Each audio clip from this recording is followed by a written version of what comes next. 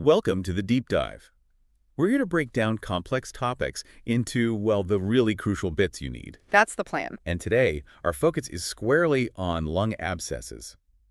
Think of it as a targeted look at those localized pockets of infection in the lungs. Exactly. We've got some solid revision notes here, aiming for a high-yield overview. So our mission is basically to pull out the absolute must-knows, make it clear, concise, and hopefully memorable, especially if you got exams on the horizon. Let's do it. So fundamentally, a lung abscess, it's a contained collection of pus in the lung, right? It forms a cavity. Filled with nasty stuff. Pretty much. Dead cells, inflammatory material, and usually bacteria.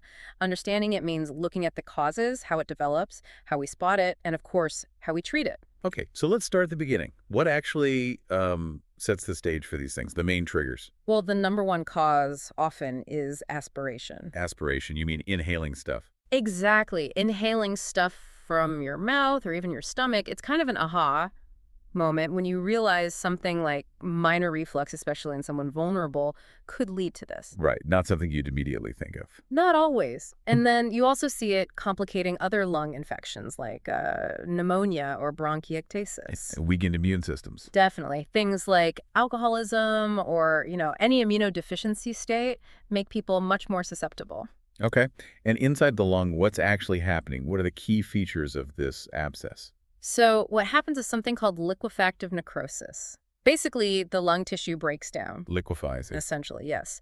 And it forms a cavity, usually bigger than about 2 centimeters, and it's filled with all that debris and fluid we mentioned. And the body just lets this happen. Well, it tries to fight back. It forms a sort of wall, a fibrous capsule around the abscess to contain it. Oh, okay. And sometimes, instead of one big one, you can get multiple smaller abscesses. We call that necrotizing pneumonia. Okay. And I saw something about primary versus secondary. Right. So primary abscesses, they happen in lungs that maybe already had some disease. That's about 60% of cases.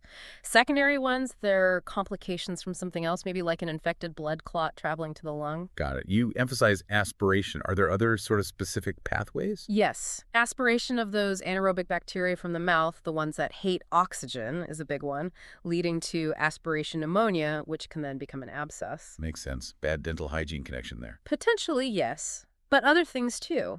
Inhaling a foreign object, for instance. Or bacteria spreading through the blood. Bacteremia. Like from an infection elsewhere. Exactly. Or from infected heart valves, like tricuspid endocarditis. Or even an infection spreading directly from nearby, like a liver abscess pushing through. Wow, okay. And don't forget things like lung cancer blocking an airway. Or even just trauma to the chest. Right. So let's circle back to aspiration. Why does it happen more in some people? What are those specific risk factors? Good question. Anything that impairs consciousness is a major risk. Like being drunk or high or sedated. Precisely. Alcohol, drugs, general anesthesia, even certain neurological disorders that affect awareness or swallowing. Swallowing difficulties, right? Dysphagia. Yes, dysphagia is a huge risk factor. And as we touched on, being immunocompromised, the lungs just can't clear the aspirated stuff effectively. Okay. So when an infection does take hold, who are the usual bacterial suspects? It's often a mix. You get anaerobes, think Peptostreptococcus, bacteroids, Fusobacterium. Those thrive in the mouth, low oxygen spots. And then you have the aerobes needing oxygen. Staph aureus is a common one. Strep pyogenes, Haemophilus influenza, Pseudomonas. Pseudomonas, isn't that often hospital-acquired? It can be, or in people with underlying lung issues. Klebsiella is another one. Oh, and Burkholderia cepacia, you often see that linked with cystic fibrosis. Interesting specific links. Yeah, and even Pasteurella multiscitus, sometimes from pets, believe it or not. Wow. Any non-bacterial causes? Less common, but yes. Mycobacteria, like TB, can cause cavities that look like abscesses. Fungi too, Aspergillus, Cryptococcus, and even parasites like Entamoeba histolytica. Okay, quite a range. Any way to remember the main groups? You could think A to P, so A for anaerobes, A for aerobes, then P for the others parasites, plus the myco and fungi. A to P, anaerobes, aerobes, parasites, others. Got it. So beyond the direct causes, what about general risk factors? Who's more likely to get one? We've hit some already. Alcoholism, drug misuse, big links there. Smoking, definitely. And you mentioned dental hygiene earlier. Yes, surprisingly important. Poor dental health means more bacteria ready to be aspirated than impaired consciousness, anesthesia, diabetes mellitus, Diabetes. dysphagia, severe gum disease, neurological issues like stroke that affect swallowing. It's quite a list. It is. Immunosuppression, congenital heart disease, chronic lung conditions like CF or bronchiectasis. Is there a mnemonic for those risk factors? They seem quite diverse. There is one floating around. Sand-ding helps cover the bases. Sanding. Okay, break it down. S for stroke, A for anesthesia, N for neuro conditions, D for diabetes, another D for dental issues, I for impaired consciousness, N for, well, neuro again fits. G for general anesthesia overlaps but reinforces the point. It's not perfect, but it jogs the memory. Sand-dinging. Yes. Stroke, anesthesia, neuro, diabetes, dental, impaired, general. Okay, helpful. So we know the risks, the bugs. How does it actually unfold, the pathophysiology? Right. So step by step, bacteria get into the lower airways, usually via aspiration. If your lung defenses are down, the bacteria multiply. Inflammation kicks off. The infection starts. Exactly. And that inflammation leads to tissue destruction. That's the necrosis part. Then the cavity forms and fills with pus, the bacteria, dead cells, inflammatory cells. Often it starts as aspiration pneumonia and just progresses. Okay. And can it spread other ways besides aspiration? Yes. Through the blood that's hematogenous spread, like from endocarditis, direct extension, maybe from an empyema next door, or if a tumor blocks an airway, infection can build up behind it and form an abscess. And is it always multiple types of bacteria? Often polymicrobial, yes, a mix. But sometimes it can be just one type, monomicrobial. Staph aureus, Klebsiella, Pseudomonas can sometimes do it on their own. Right. So if someone comes in and you suspect this, what else could it be? What's on the differential diagnosis list? Good point. You need to rule out other things that can look similar on imaging or cause similar symptoms. Like other infections. Definitely. TB is a classic mimic. Opportunistic infections in immunocompromised people, but also lung cancer, some types can form cavities. Ah, okay, malignancy. Yes. Then there are things like a pulmonary infarct, dead lung tissue from a clot, or vasculitis like GPA, which can cause cavities. Sarcoidosis sometimes does.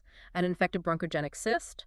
Other fungal infections. Lots to consider. Any tip for remembering those categories? Maybe think broad categories. Infections, TB, fungal, opportunistic. Graft-HS like cavitating cancer. Blockages, pulmonary embolism infarction. Inflammation, vasculitis, sarcoidosis. And other cavities like infected cysts. Infections, growths, blockages, inflammation, other cavities. Okay, that helps frame it. How common are lung abscesses, actually, epidemiology-wise? You know, specific UK data is a bit scarce, but generally they're considered relatively rare compared to, say, standard community-acquired pneumonia. So not something you see every day? Probably not. Their frequency really depends on how common those risk factors are in the population, healthcare access, that sort of thing.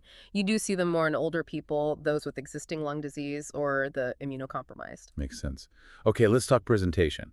How does someone with a lung abscess typically feel or look? Symptoms. It's often quite an insidious onset, but key symptoms include a persistent fever and a productive cough, and the sputum. It's often described as foul-smelling or tasting. That's a big clue. Foul sputum. What else? Chest pain, often pleuritic, worse on breathing.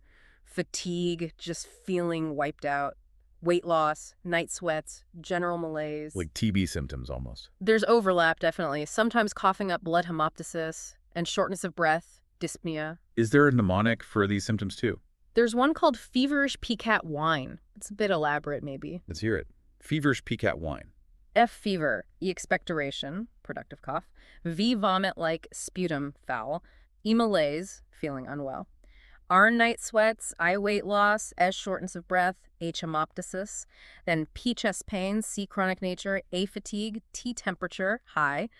The whine part seems tacked on, but the feverish pecat covers most key things. Feverish pecat. Okay, useful. And what about signs on examination? What might a doctor find? You might find dullness when tapping, percussing over the abscess area, maybe bronchial breathing sounds through the stethoscope. In chronic cases, finger clubbing can develop. Clubbing, okay. Also, fast breathing rate, tachypnea, fast heart rate, tachycardia, maybe signs of dehydration, a high temperature. Localized dullness and crackles, crepitations are common findings over the affected lung area. And you'd also look for clues like poor teeth or signs of endocarditis. Got it. So clinical picture plus those signs. Yeah. What investigations nail the diagnosis? It's really a combination. Imaging is key. Microbiology is essential. And the overall clinical picture. Imaging first. Chest X-ray. Usually start there, yes. You're looking for an opacity, a shadow, often with an air fluid level inside it. That's quite characteristic. Yeah, fluid level, okay. But a CT scan of the chest gives much more detail. It's better for seeing the cavity, the wall, and if there are multiple small ones, or if there's an underlying issue like a tumor. And the microbiology. Sputum. Definitely sputum cultures. Try to get a good sample before starting antibiotics if possible. Blood cultures, too, to check for bacteria in the bloodstream. This helps identify the bug and guides antibiotic choice. What about blood tests? You'd do a full blood count, often shows high white cells, maybe anemia from chronic illness, kidney and liver function tests for baseline health. Inflammatory markers like ESR and CRP will almost always be high. Any other special tests? Sometimes, if things aren't clear or you suspect an obstruction like cancer, a bronchoscopy might be needed. Setting a camera down. Exactly. To look directly and get samples like washings or biopsies. Less often, maybe a needle aspiration through the chest wall if other methods don't yield answers. And depending on risk factors, HIV testing might be relevant. Okay, comprehensive workup. Once you've confirmed it's a lung abscess, what's the plan? How do you manage it? The cornerstone is antibiotics, and usually for quite a long time. How long? Typically starting with IV antibiotics in hospital for maybe 2 or 3 weeks, then switching to oral antibiotics for another 4 to 8 weeks, sometimes even longer. Weeks and weeks, okay. What antibiotics? It depends on the likely bugs and local resistance patterns. Often start broad spectrum, maybe a beta-lactam with a beta-lactamase inhibitor like coamoxiclav, or a cephalosporin plus clindamycin, which has good anaerobic cover. Then you tailor it once you get culture results back. Right, narrow it down if you can. Exactly. And supportive care is vital too. Pain relief, oxygen if needed, keeping the patient hydrated. Physiotherapy, especially postural drainage, can help clear the secretions. Does surgery ever come into it? Sometimes, yes. If the abscess is very large, if it doesn't respond to antibiotics, or if complications develop. Like what kind of surgery? Options include draining the abscess, either via bronchoscopy or putting a drain in through the chest wall under CT guidance. More rarely, actual lung resection surgery might be needed to remove the affected bit of lung. Okay, but antibiotics are the mainstay. Absolutely. They work really well in most cases. Yeah. Success rates are high, maybe 80–90%. But you need to monitor closely. If it's resolving very slowly, you have to think again, could it be something else like cancer or a resistant bug? Right. Good success rate, though. What's the overall outlook of the prognosis? Generally pretty good, especially if caught and treated promptly. As I said, around 90% cure rate with the right antibiotics. So most people recover fully? The majority do, yes. But it depends on things like how severe it was, the person's other health problems, comorbidities, how quickly they got treatment, and if they actually take the full course of antibiotics. Compliance is key. Absolutely. Things that make the prognosis worse include being older, having serious underlying conditions, having it alongside a bad pneumonia, reduced consciousness, or infection with certain nasty bugs like Pseudomonas, Staph aureus, or Klebsiella. Okay. And what are the potential bad things that can happen? The complications? Well, the abscess could rupture into the space around the lung, the pleural space. No. That causes an empyema, basically pus collecting there. Nasty. Yes. You can get scarring in the lung tissue afterwards. Sometimes a bronchopleural fistula develops an abnormal connection between the airway and that pleural space. Leaking air. Essentially, yes. And the infection can spread into the bloodstream, causing septicemia, which is life-threatening, or rarely spread via the blood to cause abscesses elsewhere in the body, like the brain. Okay, so serious potential downsides if not managed well. Let's try and wrap this up then. What are the absolute key takeaways for a lung abscess? Okay, key points. It's a localized lung infection forming a pus-filled cavity. Often from aspiration. Very often from aspiration, yeah. Diagnosis relies heavily on imaging X-ray showing that air fluid level, CT for detail, plus microbiology to find the bug. Treatment is long-course antibiotics tailored to the bacteria. That's the core. Surgery is reserved for specific situations, and prognosis is generally good, 90% cure rate, if treated properly and promptly. And important to remember the risk factors, like impaired consciousness, poor dental health, immunosuppression. Exactly. And be aware of those potential complications like empyema or fistula. Great summary. It really highlights how something like aspiration, maybe linked to dental health or consciousness level, can snowball into a serious lung issue. Definitely something to keep in mind. It is indeed. Fantastic. That was a really clear run-through. For everyone listening who wants to dive deeper or needs more resources, especially for MSRA prep, definitely check out pastthemsra.com and freemsra.com. Good resources there. Thanks again for joining us on this deep dive.